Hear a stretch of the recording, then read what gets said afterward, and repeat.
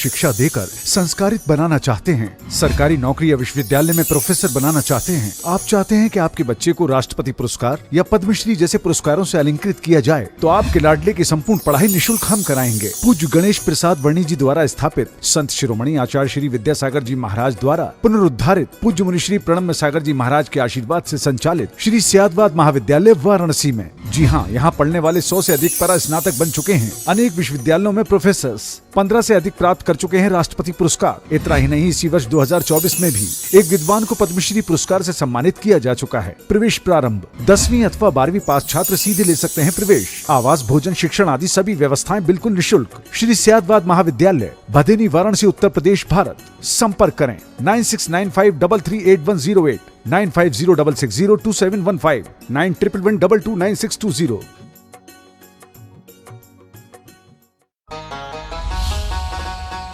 इस कार्यक्रम के पुण्यार्जक हैं प्रणम्य वाणी देवदूत। प्रणम्य गुरु की वाणी पहुँचे घर घर, सम्यक ज्ञान प्रभावना होवे घर घर। सभी प्रणम्य वाणी देवदूत के पुण्य की बहुत बहुत अनुमोदना। अधिक जानकारी के लिए संपर्क करें। गुरु चरणों में समर्पित गुरु भक्त परिवार, USA।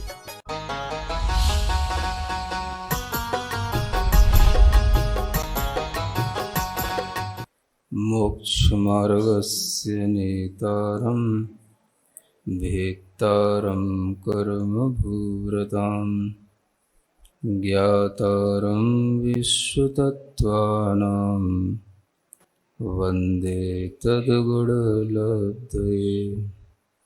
देवादिदेव आदिम तीर्थंकर श्री ऋषभनाथ भगवान की, वर्तमान शासन नायक श्री वर्धमान महावीर भगवान की, परम पूज्य आचार्य गुरुवर श्री विद्यासागर जी महाराज की। तत्वार्षुत ग्रंथराज के 8वें अध्याय में कर्मबंध के हेतु और कर्मबंध का स्वरूप बताने के बाद बंध के भेदों का प्रकरण प्रारंभ हुआ है।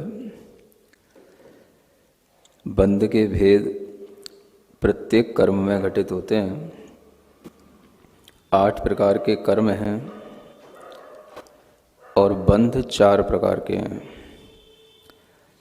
प्रत्येक कर्म में इन्हीं 4 प्रकार के बंधों के माध्यम से बंध पड़ता है, जो प्रकृति बंध, स्थिति बंध, अनुभाग बंध और प्रदेश बंध के माध्यम से बताया गया है।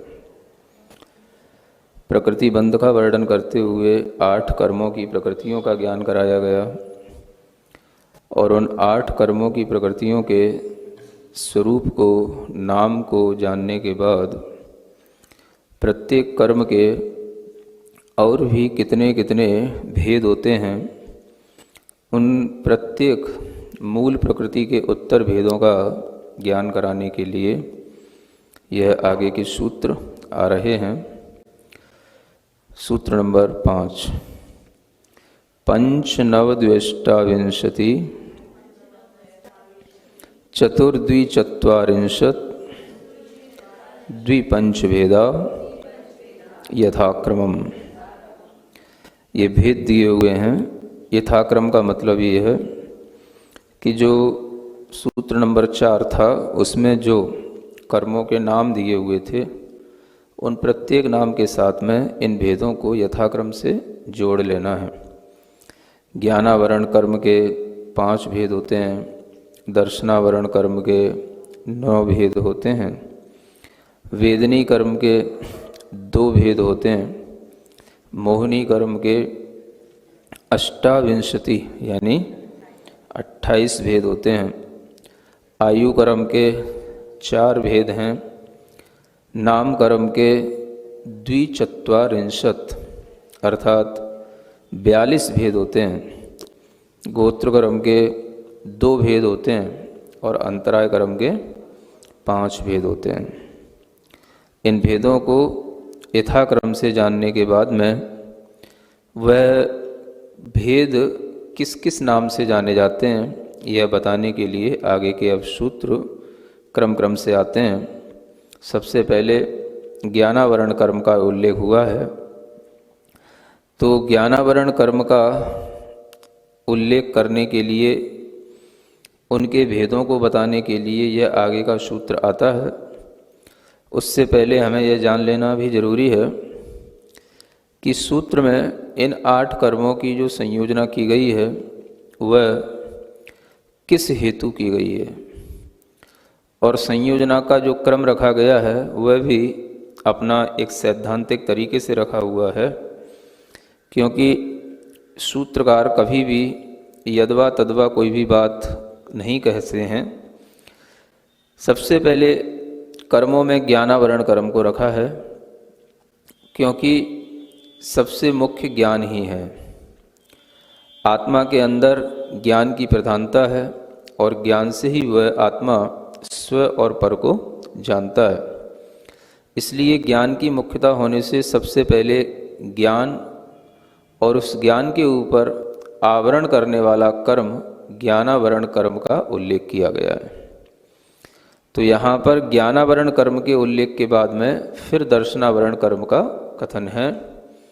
आवरण शब्द दोनों में होते हुए भी ज्ञान में जो पूज्यता है, ज्ञान का जो महत्व है वह दर्शन का नहीं बनता, क्योंकि ज्ञान से वस्तु को स्पष्ट साकार रूप में जाना जाता है। दर्शन से तो वस्तु को केवल सामान्य रूप से अवलोकन किया जाता है। तो ज्ञान के माध्यम से ही तत्व का निश्चय होता है, ज्ञान ही प्रमाण कहलाता है।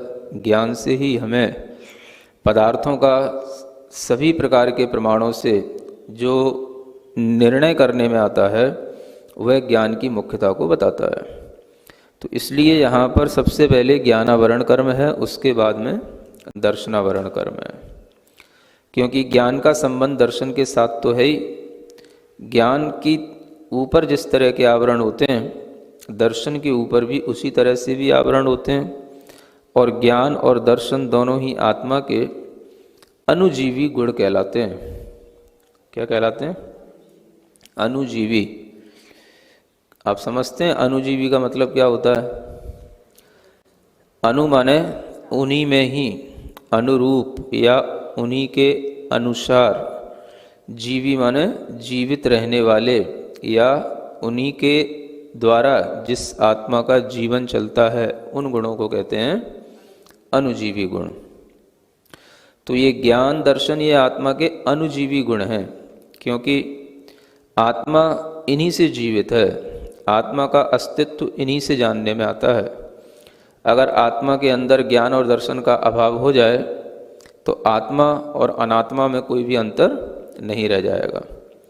जो चेतन पदार्थ हैं और जड़ पदार्थ हैं उनमें यदि कुछ अंतर है तो वो किस रूप में है?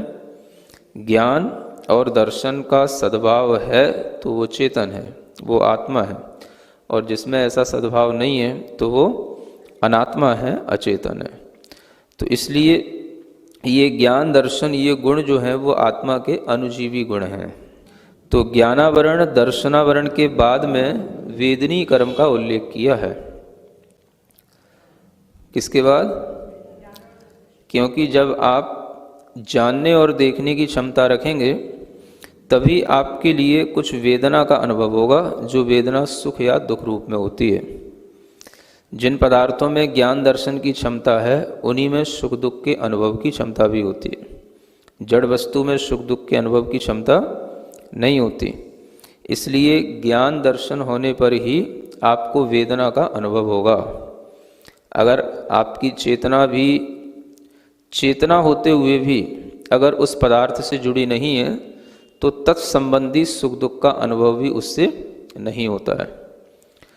हमारी चेतना हमारे शरीर से जुड़ी हुई है, इसलिए हमें शरीरगत सुख दुख का अनुभव होता है। लेकिन उसी शरीर में यदि किसी स्थान पर कोई भी इंजेक्शन लगा करके उसको शून्य कर दिया जाए तो फिर हमें वहाँ पर होने वाले सुख दुख का भी अनुभव नहीं होता। तो इस तरह से सुख दुख का जो अनुभव है वो हमारे उस स्थान पर ज्ञान के काम करने पर ही संभव होता है।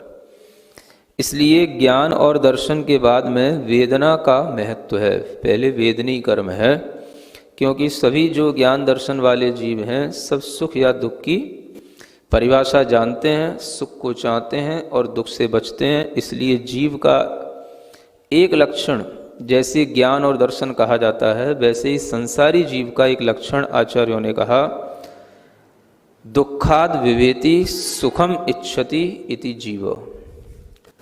क्या कहा? यह आत्मानुशासन एक ग्रंथ है, उसमें जीव का लक्षण बताया, संसारी जीव का, कि संसारी जीव किसे कहते हैं? तो जो दुख से बचे, दुख से डरे, दुखात विवेति और सुखम इच्छति, और सुख की इच्छा करे, उसका नाम है संसारी जीव। तो ये, इससे आप ये भी समझ लें कि जीव की परिभाषा अलग है, जीव की पहचान अलग है, और संसारी जीव की परिभाषा, उसकी पहचान अलग है। समझ में आ रहा है? जीव तो किसे कहा जाएगा?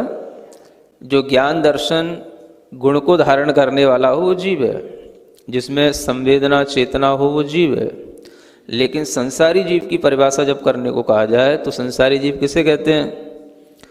जो दुख से डरे और सुख की इच्छा करे, उसका नाम है संसारी जीव। अब जब वेदनी कर्म हो जाएगा तब उसके बाद में मोहनी कर्म आएगा। वेदनी के बाद मोहनी कर्म आएगा। क्यों आया वेदनी के बाद मोहनी? आप कहोगे मोह तो सबसे पहले होता है महाराज। मोह पहले नहीं होता। मोह भी आपको अगर होगा तो इन्हीं चीज़ों से होगा। आपको ज्ञान हो गया तो ज्ञान से मोह हो सकता है। ज्ञान से मोह कैसा होता है? हम किसी चीज़ को जान रहे हैं तो हम उसको जानते रहें, भूल ना जाएं। दर्शन से मोह होता है, हम किसी चीज़ को देख रहे हैं, हमारे अंदर देखने की क्षमता मिली है, वो कम ना हो जाए। तो मोह तो बाद में पैदा होता है। तो इसलिए ये बहुत ही अच्छा जो एक क्रम है इस समझने के लिए है कि हम मोह को तो बाद में पैदा करते हैं। जब मोह पैदा करने की हमारे पास कुछ चीज़ें होंगी तो मोह पैदा होगा। तो ये हमारे पास अपनी आत्मा की संपत्तियां हैं, ज्ञान दर्शन सुख वेदनी आदि कर्म, और इनसे जो है जो मोह हो रहा है इसका नाम है मोहनी कर्म। और मोह में व्यक्ति उन चीज़ों को एक रूप मान लेता है, फिर उसमें वह विभाजन नहीं रह जाता कि ये मोह के लिए वेदना अलग है और मैं अलग हूँ। तो मैं ही सुखरूप हूँ, मैं ही दुखरूप हूँ, मैं ही गरीब हूँ, मैं ही अमीर हूँ, मैं ही ज्ञानी हूँ, मैं ही अज्ञानी हूँ, मैं ही देखने वाला हूँ, मैं नहीं देखने वाला हूँ, मेरे पास इंद्रियां हैं, मेरे पास इंद्रियां नहीं हैं, इत्यादि मोह के कारण से उन सब चीज़ों को जो एक रूप मान लेता है वह इन्हीं चीज़ों में मोह का सद्भाव रहता है। आ गया समझ में? ज्ञान दर्शन सुख दुख की वेदना और मोह, ये चार ऐसे कर्म हैं जो आत्मा के चार गुणों का घात करते हैं। और वो आत्मा के जो गुण हैं वो आत्मा के गुण ही अनुजीवी गुण कहलाते हैं, क्योंकि वो आत्मा का जीवन है।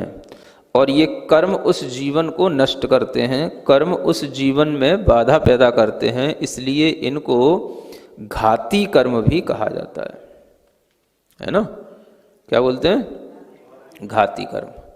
अब यहाँ पर थोड़ी सी अपेक्षा बदल जाएगी कि अंतराय को भी घाती कर्म में लिया जाता है, वेदनी को अघाती कर्म में लिया जाता है, वो अलग बात है। लेकिन मुख्य रूप से जो गुणों का घात जो हो रहा है वो इन्हीं चार गुणों के माध्यम, चार कर्मों के माध्यम से होता है। तो आत्मा के ये जो गुण हैं एक क्रम क्रम से इस तरह से मोहनी तक, है ना, बाधा को प्राप्त हो गए। उसके बाद में फिर आयु कर्म का वर्णन आया, क्योंकि अब यहाँ से जीव का शरीर से संबंध बैठने लगा।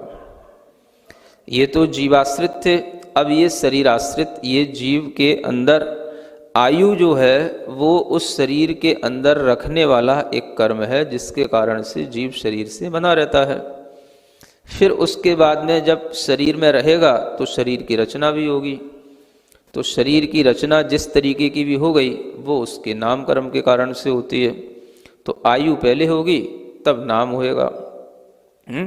तो आयु कर्म के बाद में नाम कर्म आ जाता है। और जब नाम कर्म होगा, जब शरीर की रचना होगी, तभी उस जीव को कुछ नाम दिया जाएगा। गोत्र का मतलब है कुछ कहना, कहने का मतलब उच्च या नीच कहना, श्रेष्ठ या निम्न कहना। तो यह जो गोत्र के माध्यम से कहा जाता है, ये शरीर होने के बाद ही कहा जाएगा। तो नाम के बाद इसलिए गोत्र कर्म आता है, ठीक है। और फिर अंत में रखा है यहाँ पर अंतराय कर्म।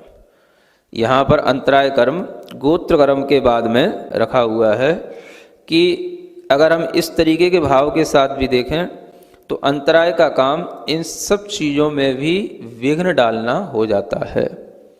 जो भी हमारे पास में चीज़ें हैं वो हमारे ज्ञान में, दर्शन में, सुख में, मोह में, किसी भी चीज़ में वो विघ्न डाल सकता है। अंतराय कर्म हमारी आयु में, शरीर की रचना में, किसी भी तरीके से अंतराय कर्म हमारे अंदर विघ्न डाल सकता है। और अपेक्षा भेद से देखेंगे तो वो हमारे लिए गोत्र कर्म में भी विघ्न डाल देगा कि हम करें तो कुछ और कहा कुछ जाए, हों कुछ और दूसरा कोई कुछ कहे। ये इस तरीके से हम समझ सकते हैं कि इन 8 कर्मों के जो रखने का जो क्रम है वो अपने आप में जीव के ऊपर उपकार होने की अपेक्षा से रखा हुआ है। और इन कर्मों में जो कर्म जीव के वास्तविक गुणों का घात करते हैं उन्हें तो अनुजीवी कहा गया, और जो कर्म जीव के गुणों का घात नहीं करते उन्हें प्रतिजीवी कहा जाता है। तो प्रतिजीवी का मतलब क्या हो गया? जो जीव के साथ तो हैं लेकिन जीव के किसी गुणों का ऐसा घात नहीं कर रहे कि जिसके बिना जीव का जीवन बाधित हो। अब प्रतिजीवी गुण क्या होते हैं? तो जिनके बिना भी हमारा जीवन चलता है और उनके घात करने से या उनके घात का अभाव होने से भी जीव में कोई विशेष उसके गुणों की संपदा प्रकट नहीं हो जाती है ना।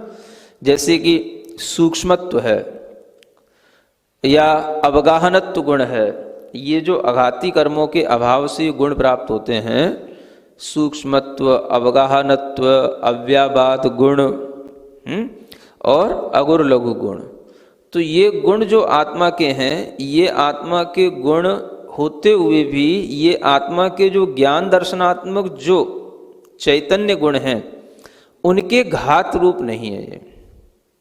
यानी कि आयु कर्म के कारण से चलो कोई बात नहीं, अवगाहनत्व गुण का घात हो रहा है, मान लो नाम कर्म के कारण से सूक्ष्मत्व गुण का घात हो रहा है, तो उसके कारण से आत्मा के जो स्वाभाविक गुण हैं उनमें कोई अंतर नहीं पड़ता। यानी आयु कर्म के कारण से, नाम कर्म के कारण से आत्मा के कोई स्वाभाविक जो गुण हैं वो हमारे जो अनुभव में आने वाले हैं और जिनकी अनुभूतियां हम करते हैं, ऐसे उन गुणों के घात में इनका कोई हाथ नहीं है। कुछ समझ आया? ज्ञान का घात हो जाएगा तो जीव का जितना अस्तित्व मिट जाएगा वो उसके अनुभव में आएगा। दर्शन का घात हो जाएगा, उससे जीव का जो अस्तित्व मिट जाएगा वो उसका घात कहलाएगा। मोहिनी कर्म के द्वारा जीव का जो स्वाभाविक सुख है, उसका तत्व ज्ञान है, वह सब श्रद्धान है, चारित्र है, वो सब घात को प्राप्त होएगा।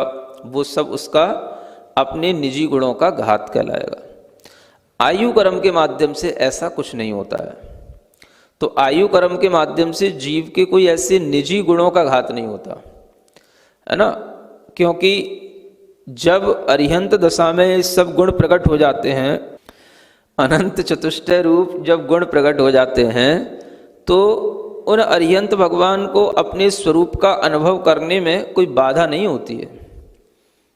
अघाती कर्मों का उदय होते हुए भी आयु कर्म का उदय चल रहा है, नाम कर्म का उदय चल रहा है, गोत्र कर्म का भी उदय चल रहा है, वेदनी का भी उदय चल रहा है। तो उन्हें अपने अनंत ज्ञान दर्शन आदि जो उनकी वास्तविक गुण हैं उनका अनुभव करने में कोई बाधा नहीं होती है। और इनका अनुभव नहीं होता है तो उसके कारण से भी कोई दुख हो रहा हो, ऐसा भी नहीं होता है। इसलिए ये गुण जो है आत्मा के अनुजीवी गुण नहीं है। और ये जो कर्म हैं जो आत्मा के गुणों का घात करते हैं, वो गुण भी कोई आत्मा के चैतन्य भाव ऐसे नहीं हैं जिनके बिना आत्मा में कोई अभाव या किसी भी प्रकार के आत्मिक गुणों के घात का उन्हें अनुभव हो। वेदनी कर्म के अभाव से भी उन्हें अगर अव्याबाद सुख प्राप्त हो रहा है तो वो सुख नहीं है कोई। वेदनी कर्म का अभाव हो गया वो तो उन्हें एक अव्ययवाद नाम का गुण प्राप्त हुआ। गुण का मतलब यह है अब उन्हें कोई भी बाधा किसी भी तरह की कर्म या नौकर्म के माध्यम से होने वाली नहीं है। तो बस इतना ही है उसमें, कोई ऐसा नहीं है कि एक कोई अलग से अरियंतों से बढ़कर के कोई सिद्धों को और कोई बड़ा सुख मिल गया हो। समझ आ रहा है? परिवर्तन है, बस शरीर है, कुछ कर्मों का उदय है, लेकिन उन्हें किसी भी तरह से अपने अनंत सुख में कोई वृद्धि हो रही हो ऐसा कुछ भी स्पष्ट रूप से शास्त्रों से कुछ भी जानने में नहीं आता है। क्या समझ आ रहा है? अनुमान से कुछ भी कहते रहो, अरियंतों से सिद्धों का सुख बड़ा होता होगा, उनके पास अनंत सुख है, अनंत उनके पास अव्ययवाद सुख है। तो ऐसा नहीं है, अनंत सुख को भी अव्ययवाद सुख ही कहा जाता है। जो अनंत हो गया अब उसमें क्या डलेगा? अनंत में क्या 2-4 बूंदें डाल भी दोगे तो क्या अनंत में कुछ बढ़ोतरी हो जाएगी क्या? कुछ नहीं है। तो अनंत जो चीज़ हो गई, जो चीज़ अनंत के रूप में हो गई, अब उसमें कुछ भी परिवर्तन नहीं होता, और अनंत की अनुभूति के बाद में फिर कोई दूसरी अनुभूति उसमें कोई फर्क नहीं डालती है। अंतराय कर्म क्या घात करता है? तो आत्मा के अंदर जो चीज़ों को दान, लाभ, भोग, उपभोग, वीर, ये 5 जो आत्मा की अपनी शक्तियां हैं, इनको घात करता है। तो जब ये शक्तियां ही पूर्ण नहीं होंगी तो वो निःशक्त होकर के हमेशा दुखी ही रहेगा।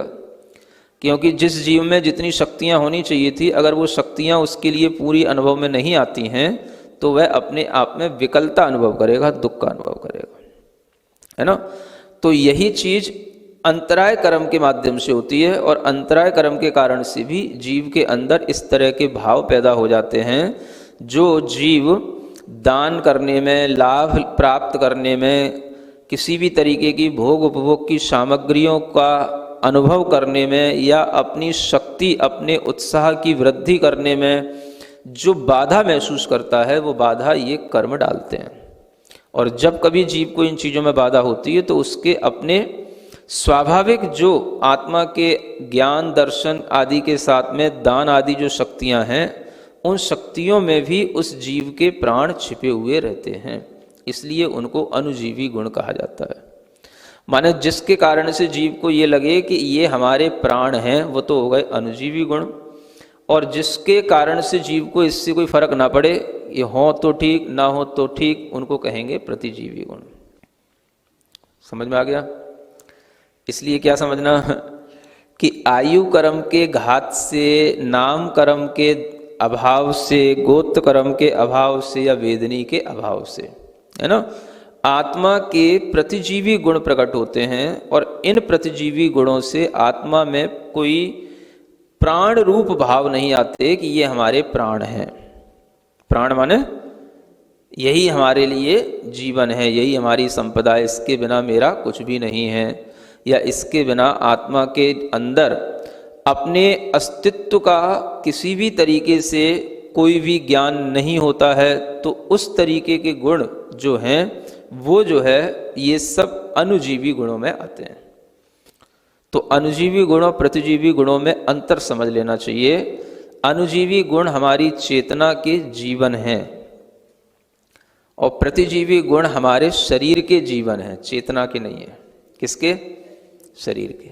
तो जब हम ये देखते हैं सिद्ध अवस्था में सूक्ष्मत्व हो गया। सूक्ष्मत्व होने का मतलब आत्मा तो पहले ही सूक्ष्म थी, लेकिन कर्म के कारण से वह किसी ना किसी के पकड़ में आ जाती है, शरीर धारण करती है तो उसमें बादरपना आ जाता है।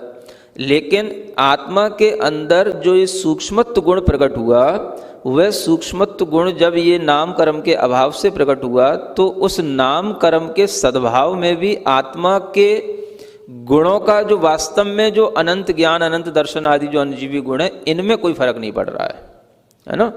क्योंकि अरियंत भगवान के पास में ये सब नाम कर्म का उदय चल रहा है, गोत्र कर्म का उदय चल रहा है, फिर भी उनके अनंत ज्ञान आदि जो सुख हैं उनमें कोई अंतर नहीं पड़ रहा है।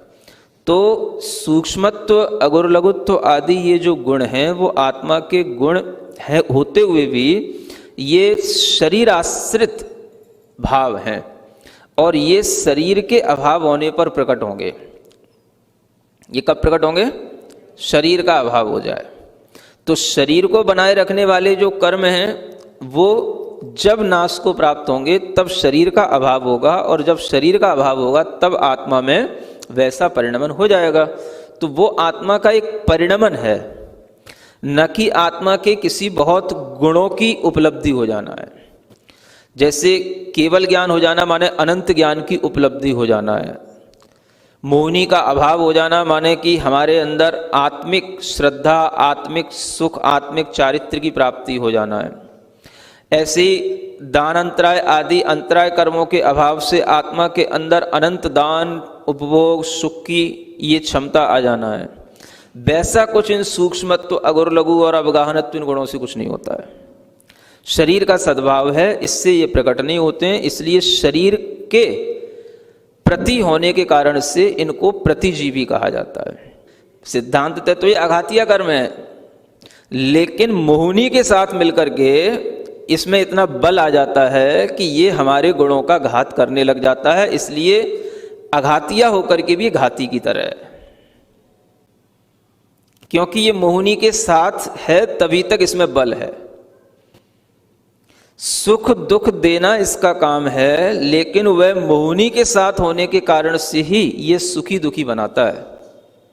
जैसे ही मोहिनी का अभाव हो गया तो अब ये सुख दुख बना नहीं पाएगा। अब ये ऐसा हो गया जैसे जली हुई रस्सी होती है।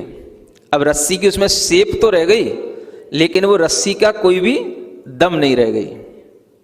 इसलिए अरिहंत भगवान में वेदनी कर्म का उदय होने पर भी उन्हें कोई इससे होने वाला कोई दुख सुख नहीं होता, क्योंकि मोहिनी का अभाव हो गया।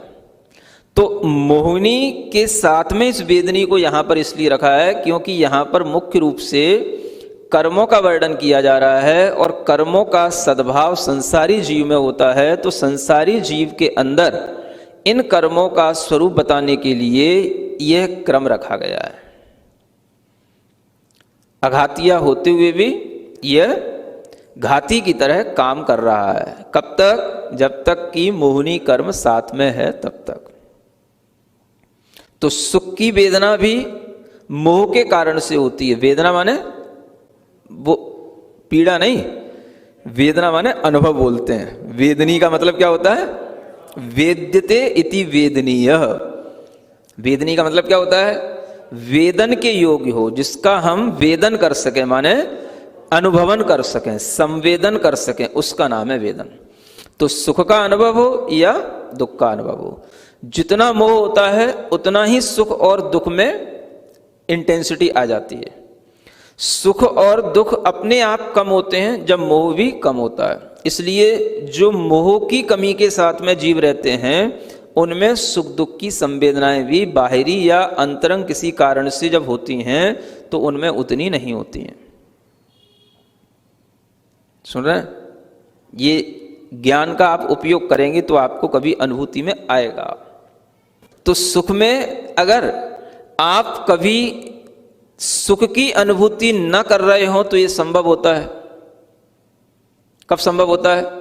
जैसे ही आपका मोह उस सुख से टूट जाए, भंग हो जाए, तो सुख भी उस समय पर चला जाता है। मान लो आपने बहुत अच्छा खाने का भाव बनाया और आपने जो है उस वस्तु को अपने मुंह में रख भी लिया, मान लो खाने के लिए, ठीक है ना। और आपको ये पता है कि इससे बहुत सुख मिल रहा है, बहुत मीठापन है इसमें। और जैसे ही आपको बताया गया कि जो मिष्ठान आपने खाया है उसमें जहर की एक बूंद डली है, क्या होगा? सब बेकार। तुरंत उसको अब क्या सोचोगे? अब मुंह में आई गया है तो किधर ही ले ले, ऐसा। तो मोह भंग होगा तो अब वही चीज जो सुख दे रही थी अब क्या? वो दुख का कारण बन जाए। सुन रहे हो? कोई प्रॉपर्टी है आपकी जिसमें आप बड़ी अच्छे ढंग से सुख के साथ रह रहे हो, अचानक से कुछ ऐसा मान लो हो गया, बिजनेस में कुछ ऐसा हो गया, कोई ऐसा नोटिस आ गया कि वो जिस महल में आप रह रहे हो वो अब आपका नहीं रहा। क्या समझ में आ रहा है? अब क्या हो गया? जो मोह था वो मोह भंग हो गया। अब चीजें वही है, सुख अभी भी उससे मिलना चाहिए था, क्योंकि वो भले ही अब आपका नहीं रहा, लेकिन कोई ये तो नहीं कह रहा कि आप इसको तुरंत खाली कर दो, बस आपका नहीं रहा, वो कर्जे में चला गया और अब ये किराए पर हो गया, या कुछ जो है आपके हाथ से निकल गया, लेकिन अब ये आपका नहीं रहा, तो इसका मतलब ये है कि अब कहीं हमें ये छोड़ना ना पड़ जाए। तो बस उससे सुख मिल रहा था, एकदम से क्या हो गया, मोह भंग हो गया, दुख हो गया। तो सुख का वास्तविक संवेदन मोह के कारण से होता है, और यही चीज दुख के साथ में, जिस चीज से आपको दुख हो रहा है, अगर वह चीज आपके सामने होते हुए भी आप उस पर मोह का भाव न रखो, उससे अपना लगाव हटा लो, तो वह दुख भी आपके लिए कम हो जाएगा। तो मुख्य रूप से मोहिनी कर्म है जो सुख या दुख का वेदन कराने के लिए वेदनी कर्म उसका सहयोग देता है, और वेदनी कर्म में कोई ताकत नहीं रहती जब मोहिनी कर्म का अभाव हो जाता है। इसलिए आचार्यों ने वेदनी को मोहिनी के साथ यहां पर इसलिए लिखा क्योंकि संसारी जीव का प्रकरण चल रहा है, संसारी जीवों में ही ये 8 कर्म बताना है, और संसारी जीव में जब भी ये सुख दुख होता है तो उसका मोहिनी के साथ होता है, इसलिए उसकी जोड़ी वेदनी के साथ मोहिनी की बना के रखी है। अन्यथा इसको बिल्कुल लास्ट में लिखना चाहिए था, सिद्धांत की दृष्टि से तो घातिया कर्म पहले लिखने चाहिए थे, अघातिया कर्म बाद में लिखने चाहिए थे, है ना। लेकिन सिद्धांत से ज्यादा व्यवहारिकता की बात भी सामने आ जाती है। तो आचार्य कहते हैं कि वेदनी कर्म अघाती होकर के भी घाती का काम कर रहा है, और अंतराय कर्म घाती होकर के भी अघाती की तरह है, क्योंकि अंतराय कर्म में घात करने की शक्ति होते हुए भी उस शक्ति के माध्यम से जीव के लिए कोई बहुत ज्यादा फर्क नहीं पड़ता कि अगर वह मान लो किसी भी तरह से दान, लाभ, भोग, उपभोग या अपने अंदर कोई भी शक्ति के उत्साह की या किसी भी तरीके की कोई विघ्न बाधा बीच में ले आता है, देख लेता है, तो भी उसके पास में जितना है उतने में तो वह अपना जीवन निकाल सकता है। तो अंतराय कर्म के कारण से उस आत्मा के कोई ज्ञान दर्शन रूप जो अनुजीवी गुण हैं उनका कोई घात तो नहीं होता। आपको मान लो कोई लाभ नहीं हो रहा है किसी चीज का, भोग उपभोग की संपदाएं जो आपके लिए अनुभव में आनी चाहिए वो नहीं आ रही हैं, तो आप अपने ज्ञान स्वभाव की ओर तो अपना परिणति ले जा सकते हो, अंतराय कर्म उसमें तो बाधा नहीं कर रहा। तो उस अंतराय कर्म के कारण से हमारे अपने ज्ञान, दर्शन, सुख आदि गुणों में कोई बाधा नहीं आती, हम उसकी अनुभूति तो कर सकते हैं। इसलिए अंतराय कर्म घाती होकर के भी अघाती की तरह कहा गया है। ठीक है, तो यह इन 2 कर्मों के विषय में विशेष रूप से जानना है। इसलिए यह जो क्रम रखा गया है इसमें अंतराय कर्म को बाद में और वेदनी कर्म को मोहिनी के पास में रखा है। तो वेदनी कर्म का एक मुख्य रूप से जो हमारे सुख दुख में योगदान रहता है वो हमें ऐसा लगता है, लेकिन उसमें भी मुख्य कारण हमारा मोह है। तो आचार्य कहते हैं अपने इस मोहिनी कर्म के ही बीच में जो ये मोहिनी कर्म पड़ा हुआ है, इस मोहिनी कर्म के ही कम या ज्यादा होने से ही हमारे सब चीजों में ज्ञानावरण, दर्शनावरण और सुख, उससे पहले के जो भी ये कर्म हैं उनमें अंतर पड़ने लग जाता है। और अगर हम आयु वगैरह में भी देखेंगे तो जैसे जैसे मोह कम होता है उत्कृष्ट अच्छी अच्छी आयु भी मिलती है। क्या समझे? नरक आयु किनको मिलेगी? जिनको बहुत ज्यादा मोह, मूर्छा, आरंभ परिग्रह में रहेगा, नरक आयु को प्राप्त होते हैं। कम होएगा तिर्यंच आयु, मोह बिल्कुल कम होगा तो सर्वार सिद्धि में कौन पैदा होंगे? 33 सागर की अच्छी वाली आयु किनको मिलेगी? जिनका मोह बिल्कुल नगण्य होगा। तो ये मोहिनी कर्म दोनों तरफ हमें प्रभाव देखने का इसको मिल रहा है। सुन रहे हैं? समझने की बात है, अगर समझ में आ जाए तो समझ लेना, क्योंकि ये सब बातें शास्त्रों में लिखी हुई नहीं है, समझाने में आ रही है, इसलिए आपको समझा रहा हूं, है ना। मोहिनी का प्रभाव हमें दोनों ओर देखने को मिल रहा है। ज्ञान पर तो मोहिनी का प्रभाव पड़ता ही है, दर्शन पर भी मोहिनी का प्रभाव पड़ता है, क्योंकि ज्ञान के ऊपर मोहिनी के प्रभाव के कारण से ज्ञान खुद स्वयं का निर्णय नहीं कर पाता, स्वयं का निश्चय नहीं कर पाता, और ज्ञान पर मोहिनी का प्रभाव होने के कारण से ही ज्ञान तत्व का श्रद्धा नहीं कर पाता। आखिर तत्व श्रद्धा में बाधक कौन है? अपनी स्व आत्मा की श्रद्धा, उसी का प्रतीति करने में बाधक कौन है? तो ये मोहिनी कर्म है। तो मोहिनी कर्म का जो इधर कर्म है, इन सबके साथ में बहुत ज्यादा गठबंधन है। किनके साथ? ज्ञानावरण, दर्शनावरण और वेदनी के साथ। इनके साथ तो इतना घुला मिला है कि इसका जीवन इन्हीं से चल रहा है। और जब इस मोहिनी कर्म का ये आयु, नाम, गोत्र, इनसे संबंध थोड़ा सा टूटता है तो ये चीजें तो उत्कृष्टता की ओर हमें प्राप्त होने लग जाती हैं। और जैसे जैसे इस मोहिनी का संबंध इन चीजों से जुड़ता चला जाता है तो ये चीजें हमें निकृष्टता की ओर ले जाती हैं। मोहिनी का संबंध ज्ञान में जितना ज्यादा होगा, वेदनी का संबंध भी उतना ही ज्यादा होगा। और उसी के कारण से वह जीव सुख दुख रूप अनुभव करते हुए हमेशा पर वस्तु से मिलने वाले सुख दुख में ही मोहित रहेगा, उसी में आसक्त रहेगा। तो ये मोहिनी कर्म सबसे बीच में दोनों ओर प्रभाव डालने वाला है। और इस मोहिनी कर्म के इस प्रभाव में ज्ञान, दर्शन, वेदनी ये तो आत्मा के गुणों का घात कर रहे हैं। और आयु, नाम, गोत्र, अंतरा ये सब आत्मा से जो भिन्न शरीर आदि के साथ में जो हमारी उपलब्धियां हैं उनका घात कर रहे हैं। ठीक है ना? तो इस तरह से यह क्रम जो हमें 8 कर्मों का बताया गया है उसको हम समझ लें। फिर एक एक क्रम का जो हमें भेद बताया जा रहा है कि ज्ञानावरण कितने भेद वाला है, दर्शनावरण कितने भेद वाला है, वो आपको आगे बताया जाएगा। आगे फिर वही प्रकरण शुरू होने वाला है। आज आपने इसी सूत्र को ढंग से समझा है।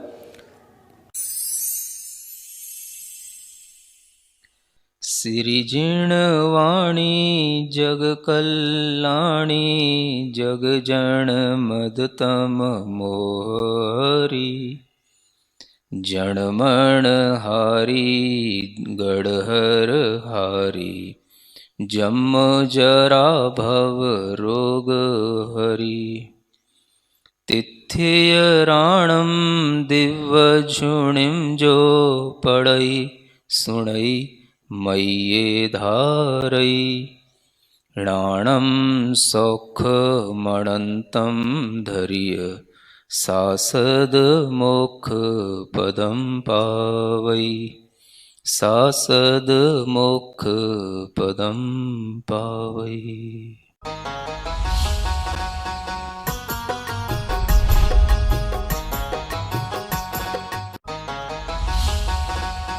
इस कार्यक्रम के पुण्यार्जक थे प्रणम्य वाणी देवदूत। प्रणम्य गुरु की वाणी पहुँचे घर घर, सम्यक ज्ञान प्रभावना होवे घर घर। सभी प्रणम्य वाणी देवदूत के पुण्य की बहुत बहुत अनुमोदना। अधिक जानकारी के लिए संपर्क करें। गुरु चरणों में समर्पित गुरु भक्त परिवार USA।